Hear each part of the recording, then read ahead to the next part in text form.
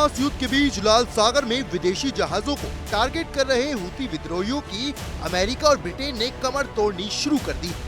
पिछले कई दिनों से लाल सागर में महावाहक जहाजों को निशाना बनाए जाने के बाद अमेरिका का सब्र टूटा तो हूती विद्रोहियों पर कहर बन के टूट पड़ा। अमेरिका और ब्रिटेन ने मिलकर हूती विद्रोहियों के खिलाफ यमन में ताबड़तोड़ बमबारी की।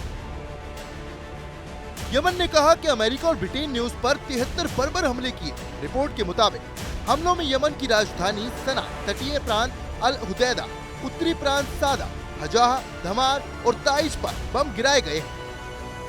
हवाई हमलों में दिल्मी एयरबेस के अलावा ताइज, हुदैदा और हजाजा के एयरपोर्ट्स को भी निशाना बनाया गया है। इस बमबारी के बाद हूती आतंकियों ने बयान जारी कर कहा कि अमेरिका और ब्रिटेन उसके दुश्मन हैं। आपको बता दें कि पिछले कुछ समय से हूती आतंकी इसराइल में कत्लेआम करने वाले हमास आतंकियों के समर्थन रेड सी में जहाजों को निशाना बना रहे थे। हूती एक भारतीय जहाज को भी निशाना बना चुके हैं। अमेरिका और ब्रिटेन के ज्वाइंट ऑपरेशन से बौखलाए हूती आतंकियों ने धमकी दी है।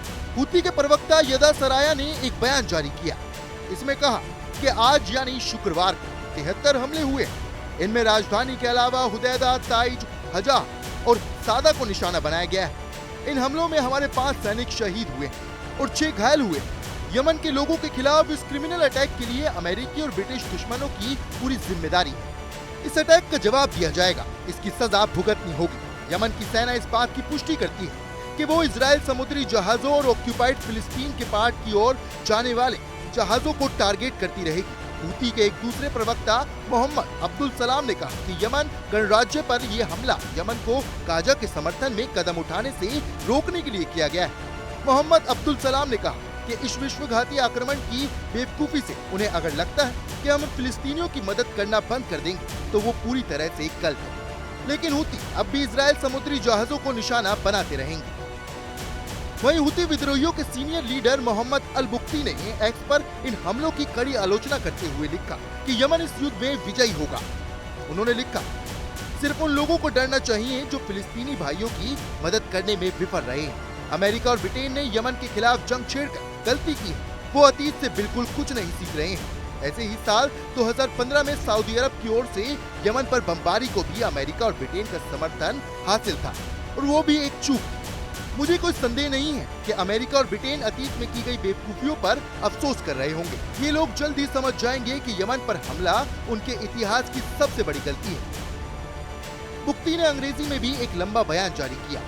बयान में उन्होंने कहा कि मौजूदा युद्ध में ये पहचानना मुश्किल नहीं है कि कौन फिलिस्तीनियों के हक में है और कौन नहीं। एक पार्टी का मकसद है कि गाजा में नरसंहार रोकना और उसका नेतृत्व यमन में कर रहा है। दूसरी पार्टी का उद्देश्य है नरसंहार करने वाले की सुरक्षा करना और इस पार्टी को लीड अमेरिका और ब्रिटेन कर रहे हैं। इसलिए दुनिया में हर शख्स के पास इस वक्त 2 ही विकल्प हैं। कोई तीसरा विकल्प नहीं है। या तो वो नरसंहार का सामना कर रहे लोगों के साथ खड़े हों या नरसंहार को अंजाम देने वाले के साथ आप किस और हैं।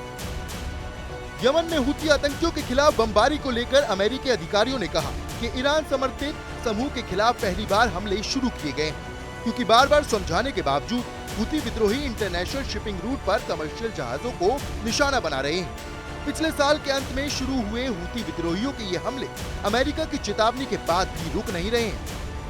ऐसे में अमेरिका के पास बमबारी ही आखिरी रास्ता बचा था। वहीं राष्ट्रपति जो बाइडेन ने गुरुवार देर रात एक बयान में आगाह किया कि अगर जरूरत पड़ी तो वो आगे की कार्रवाई करने में जरा भी संकोच नहीं करेंगे। ये टारगेटेड हमले एक साफ संदेश है कि संयुक्त राज्य अमेरिका और हमारे पार्टनर हमारे कर्मियों पर हमले बर्दाश्त नहीं करेंगे। वहीं ब्रिटेन के रक्षा मंत्रालय ने एक बयान में कहा, शुरुआती संकेत है कि व्यापारी जहाजरानी को धमकाने की हूतियों के इरादों को झटका लगा है। वहीं इन हमलों ने सऊदी अरब की टेंशन बढ़ा दी है। सऊदी अरब ने अमेरिका और उसके सहयोगियों से संयम बरतने की अपील की है। सऊदी अरब के विदेश मंत्रालय ने एक बयान में कहा कि उनका देश इन हमलों से चिंतित है और हालातों पर नजर रख रहा है। ऐसी ही तमाम खबरों के लिए देखते रहें रिपब्लिक भारत।